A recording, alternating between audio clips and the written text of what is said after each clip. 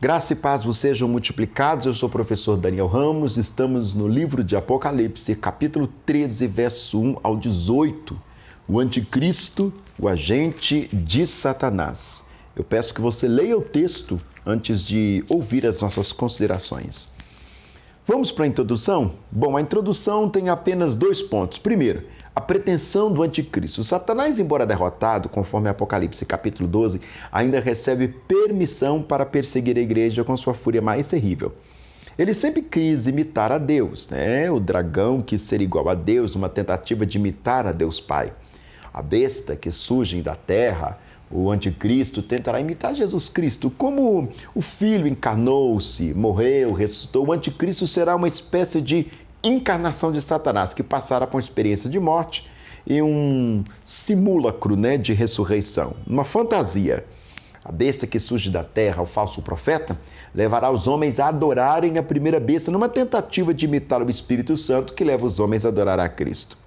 Já a grande meretriz, símbolo da falsa igreja, é uma imitação da mulher celestial, a noiva do Cordeiro, a igreja fiel. Onde quer que um poder civil despótico dê as mãos a alguma religião falsa, aí temos uma reprodução de uma dessas bestas. Bom, segundo lugar, o tempo da aparição de Anticristo, qual que é? Embora o ministério da iniquidade já esteja operando em nosso meio, conforme nos é dito em 2 Tessalonicenses 2,7, o anticristo, como pessoa que encarnará o poder dos reinos ímpios e também todo o poder de Satanás, emergirá no breve tempo do fim, visto na Bíblia de várias maneiras. A apostasia, 2 Tessalonicenses 2,3, a grande tribulação de Mateus 24, do 21 ao 22, a revelação do homem da iniquidade, de 2 Tessalonicenses 2,3, o pouco tempo de Satanás, de Apocalipse capítulo 20, verso 3. Bom, são essas as coisas que nós vamos abordar aqui. Fica com a gente. Vamos para o primeiro tópico do vídeo de hoje, as várias facetas do anticristo.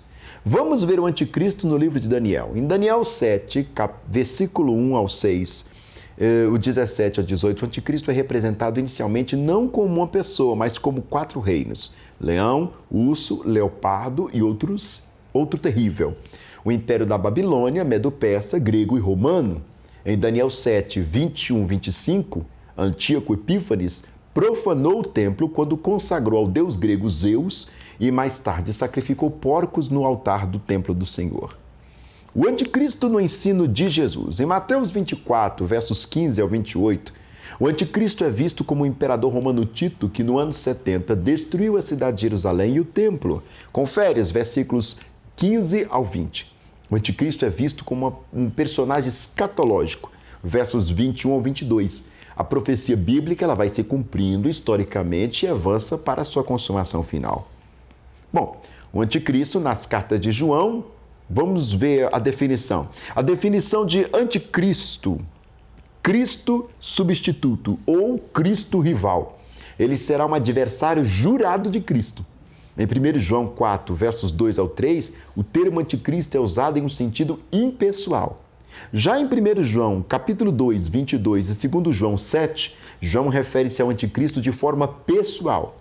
Mas João vê o anticristo como uma pessoa que já está presente, ou seja, como alguém que representa a um grupo de pessoas. Assim, o anticristo é um termo utilizado para descobrir uma quantidade de gente que sustenta uma heresia fatal. Em 1 João, capítulo 2, 28, João fala tanto do anticristo que virá e do anticristo que já está presente. Assim, João esperava o anticristo que viria no tempo do fim. Os anticristos são precursores do anticristo. Bom, conclusão sobre o entendimento de João sobre o anticristo. Para João, o anticristo sempre esteve presente nos seus precursores, mas ele se levantará no tempo do fim como expressão máxima da oposição à igreja e Cristo.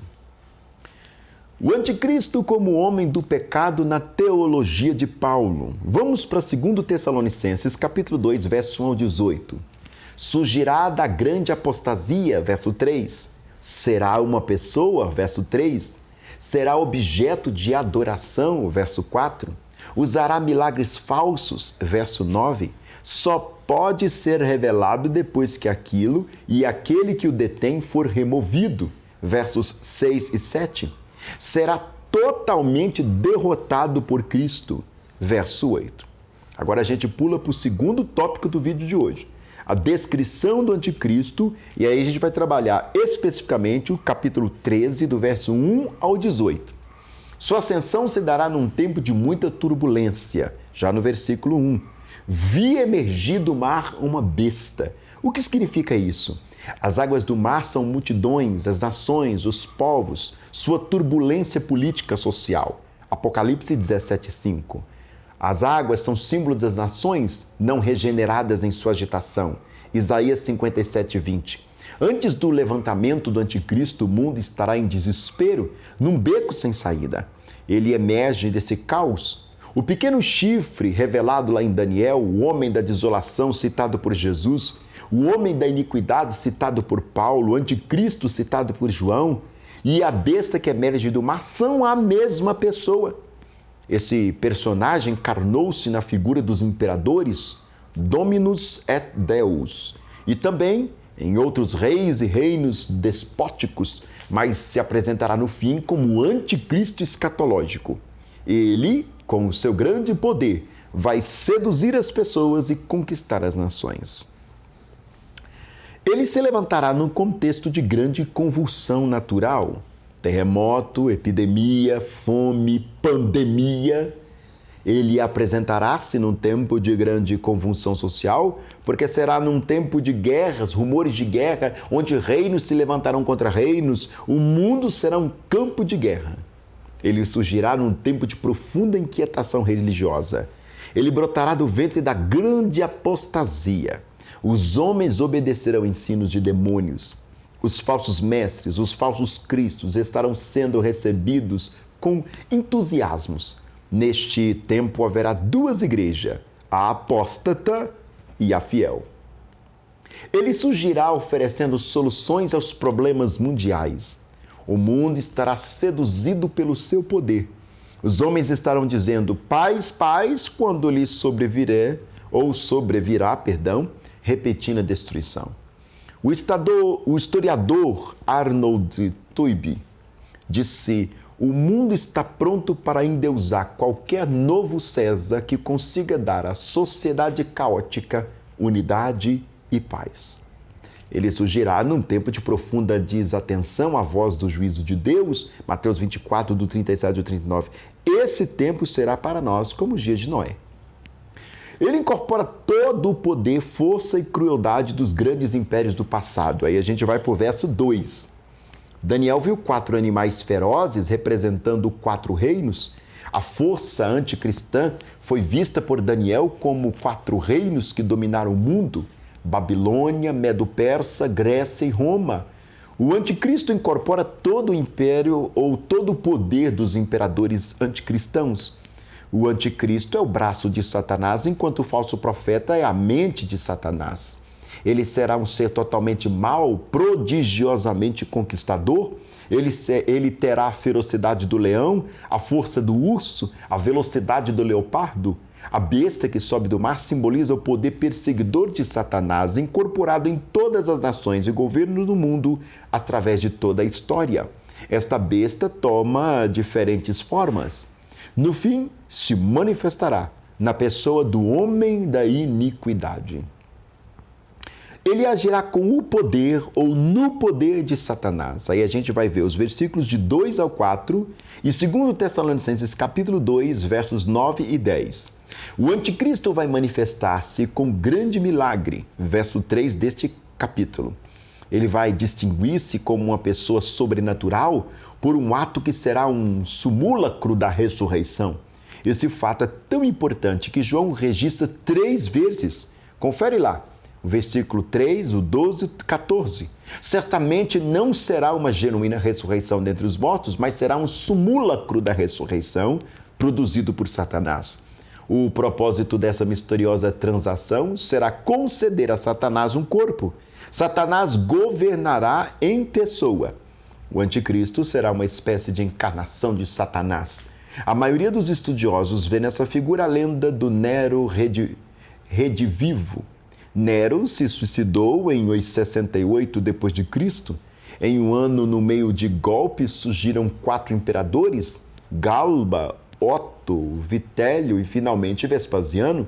Depois surgiu a lenda de que Nero não tinha morrido, mas escapado para o Oriente, que voltaria em triunfo. No tempo de João, Domiciano foi chamado de o segundo Nero. O anticristo vai conquistar e realizar grandes milagres. Segundo Tessalonicenses, capítulo 2, versos 9 e 10. Ora, o aparecimento do iníquo, segundo a eficácia de Satanás, com todo o poder e sinais e prodígios de mentira.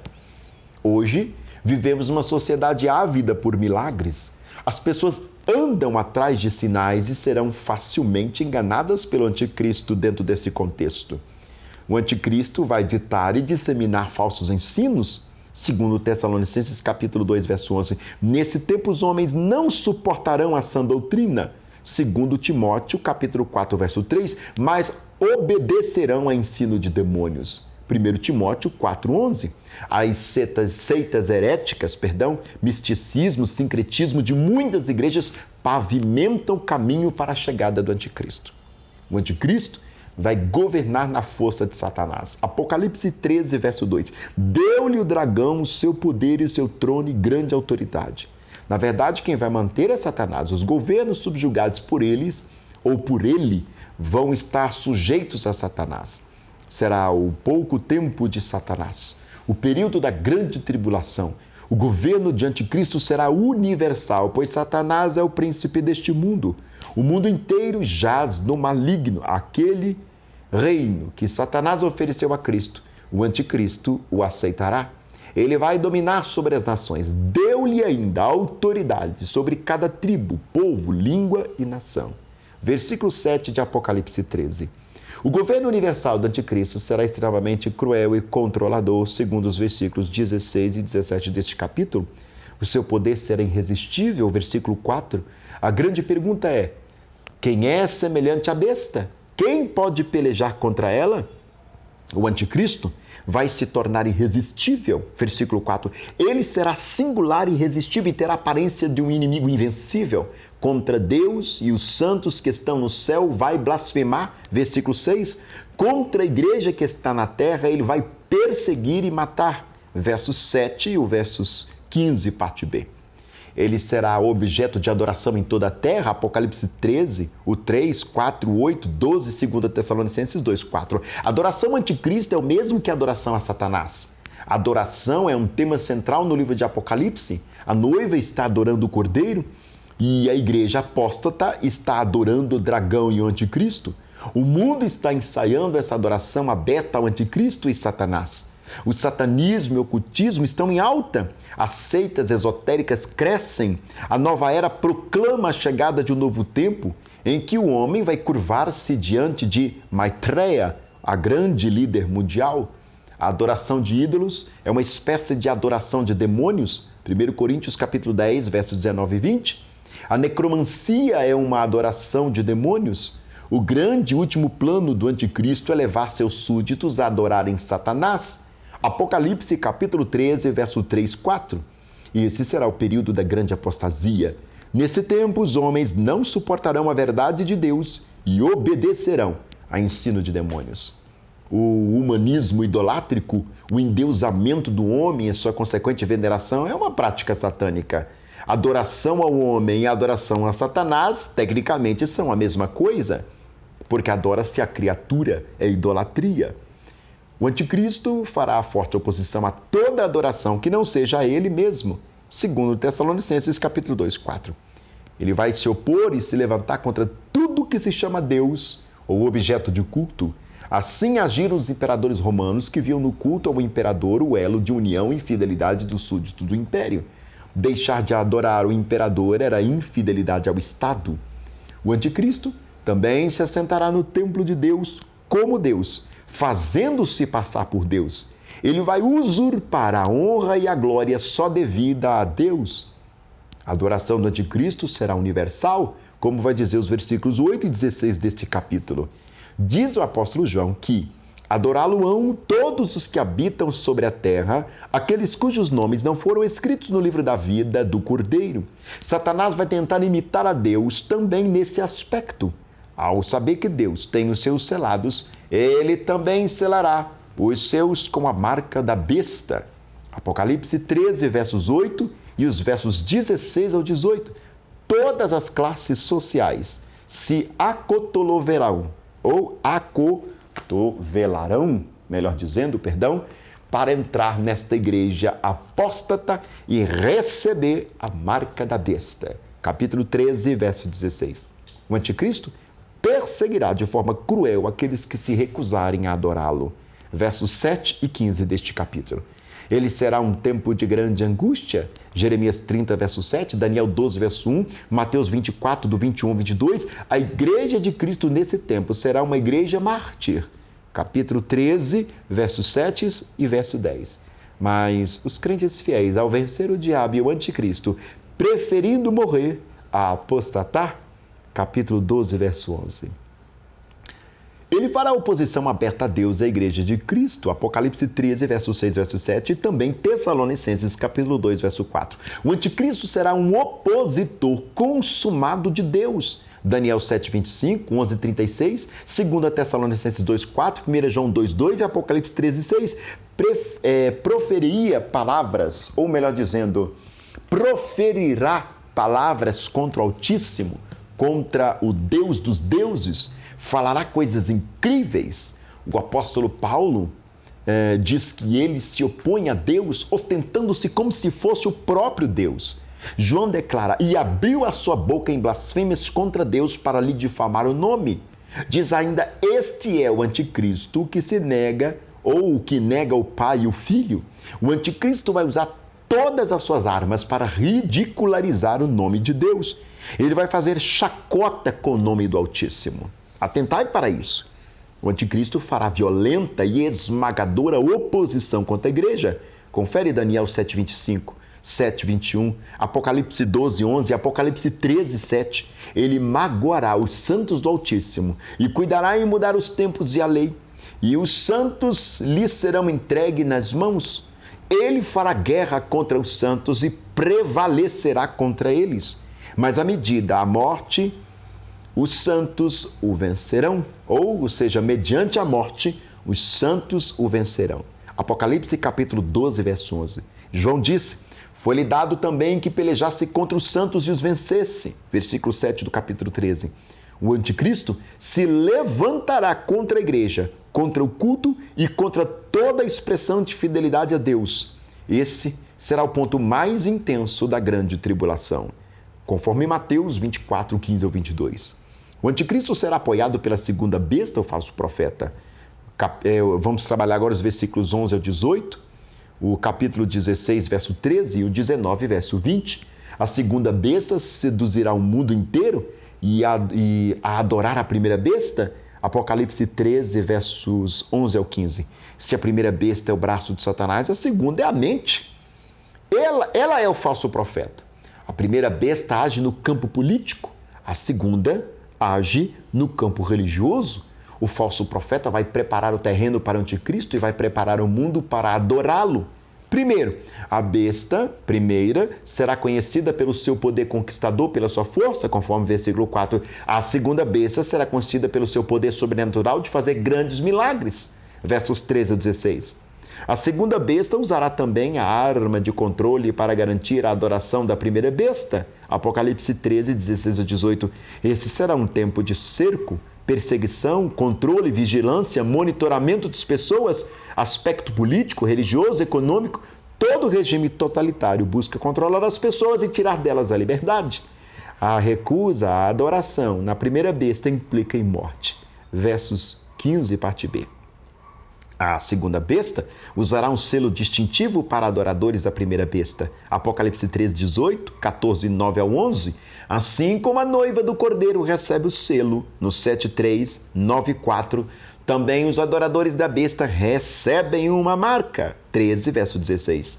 Então, só haverá duas igrejas na terra, aquela que adora a Cristo e aquela que adora o anticristo.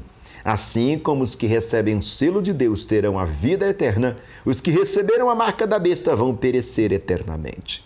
Apocalipse 14, verso 11, 20, verso 4. Terceiro tópico desse enigmático vídeo, a manifestação do anticristo.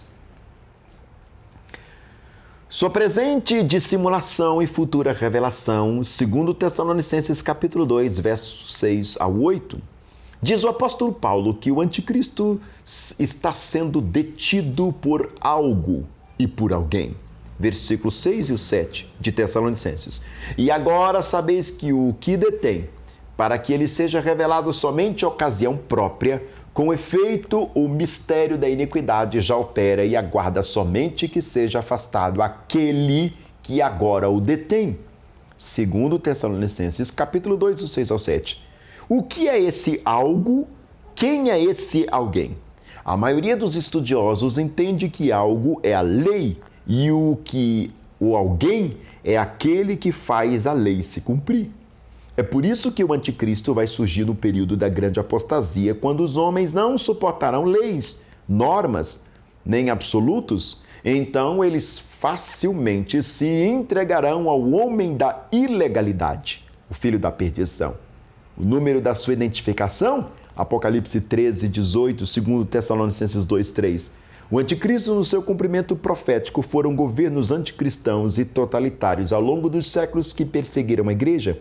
Assim como o falso profeta simboliza as religiões e as filosofias falsas deste mundo que desviam os homens de Deus para adorarem o anticristo e o dragão, ambas as bestas se opõem à igreja durante toda a dispensação.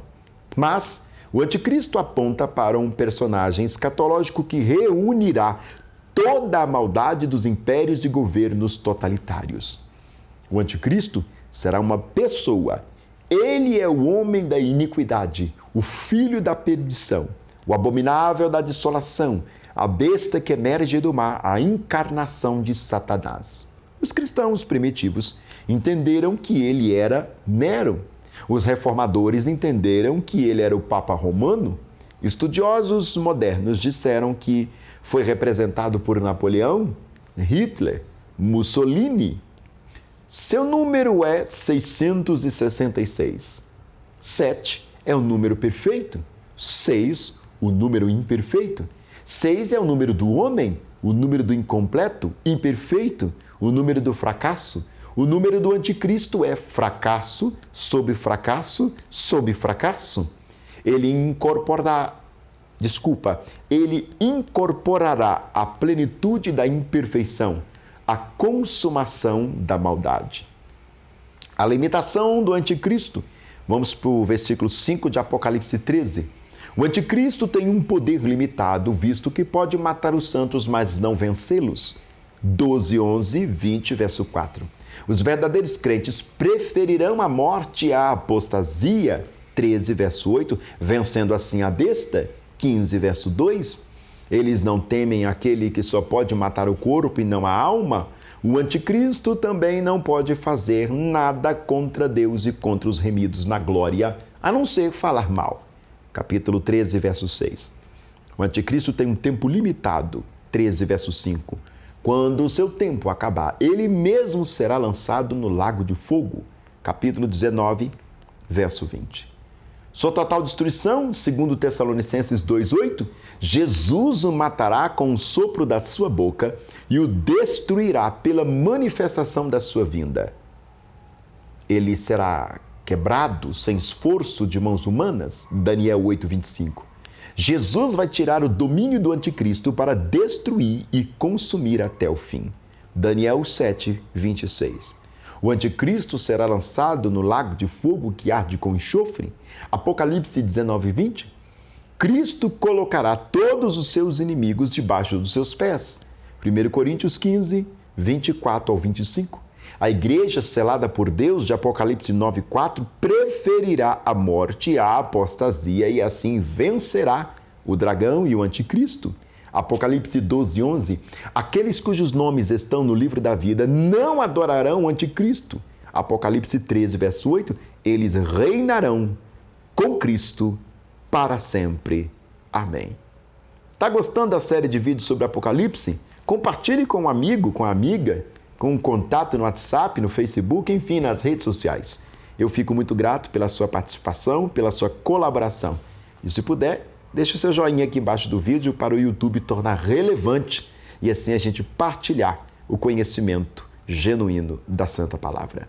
Beijo no seu coração, te espero no próximo vídeo, onde nós vamos comentar Apocalipse, parte 14.